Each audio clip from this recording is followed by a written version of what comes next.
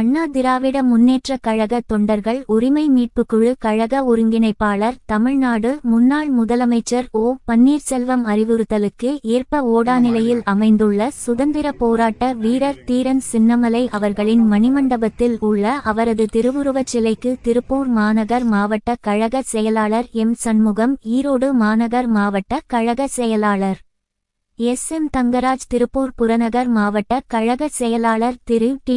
காமராஜ், திருப்பூர் மாநகர் வடக்கு மாவட்ட கழக செயலாளர் கனிஷ்கா வாசிவகுமார், கழக அமைப்புச் செயலாளர் மாரிமுத்து மற்றும் மாநில இளைஞர் மற்றும் இளம்பெண்கள் பாசறை கழக இணச் செயலாளர் ரமணி காந்த் மணி ஆகியோர் மாலை அணிவித்து அன்னாரது 269வது பிறந்த நாளை கொண்டாடினர். மேற்படி நிகழ்வில் கழக ஒன்றிய நகர பகுதி கழகச் செயலாளர்கள் சார்பு அணி நிர்வாகிகள் திரளாக கலந்து கொண்டனர்.